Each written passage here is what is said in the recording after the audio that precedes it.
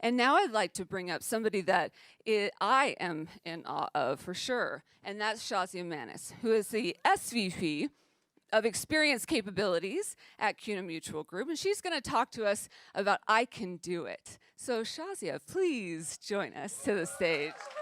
Thank you, Brandy. Well, good morning, everybody.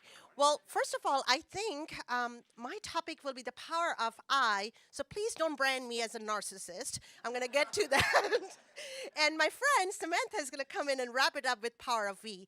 I think we're standing in this moment, especially with this whole geopolitical pandemic dynamic, all of those components, the power of I and power of we are equally important. Now, how many of you spent some winter months watching Olympics a few weeks ago? Raise your hands. Okay, well, I'm no different. My husband and I was very much into the Olympics, what else to do in winter time, especially the downhill skiing. See, what happens is we got a second home in Denver recently, a couple of years ago, and as we know, that skiing is very much embedded in the culture in the mountain areas. So I thought I have never stepped foot on a skiing ring. I mean, I'm from Bangladesh, so obviously snow skiing, those things are not for me. I thought, oh, well, why not give it a shot?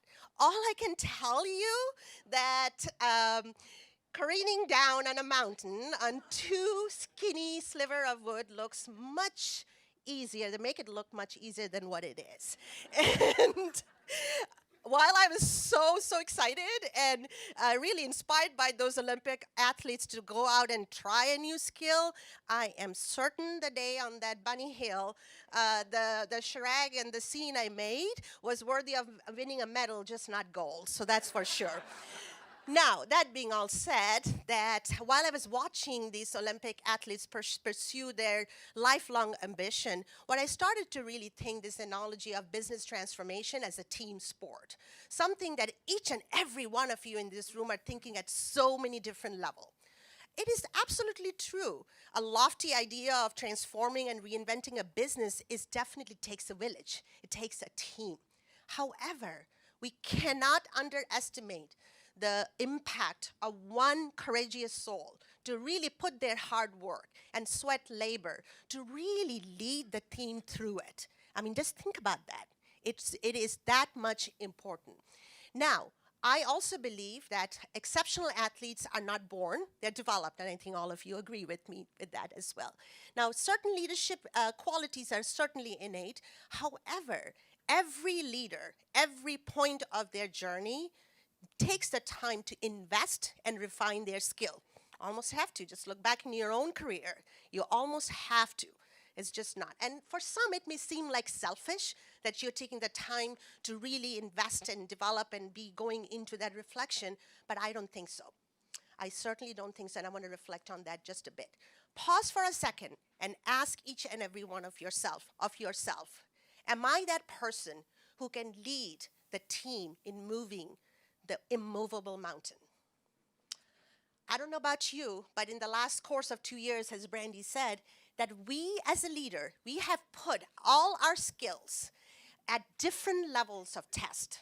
Think about it. Just coming out of the GAC within a week, we went into lockdown, and you really instantly not only program yourself to get up every morning and stare at the Zoom call, then to go step in the car and get a coffee in the office, to really transforming every aspect of your business from 100% in person to virtual, giving access to all the services, even in a compromised world, to the access to digital and other avenues to your members.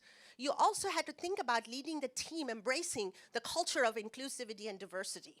And now you're all leading your teams through what we are calling the Great Resignation movement. I do think there's two skills each and every one of us in this room have strengthened, and that is the DNA strain of endurance and poise.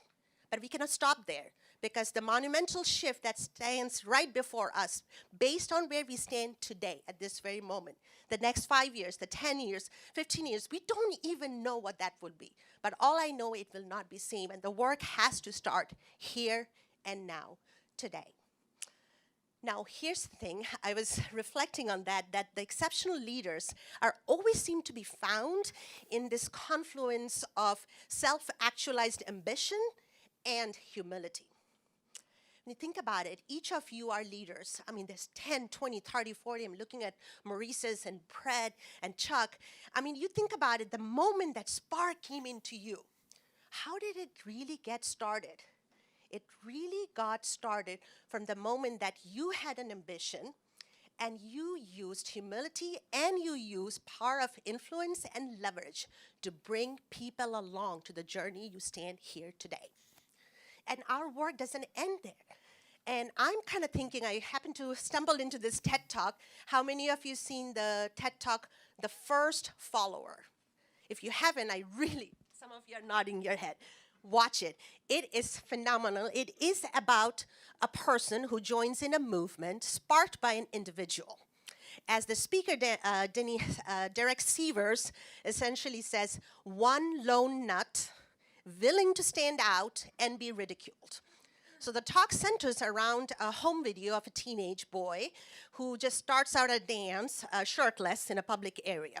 So, of course, he's doing his thing, and everybody's standing and saying, what a crazy nut. You know, what is this?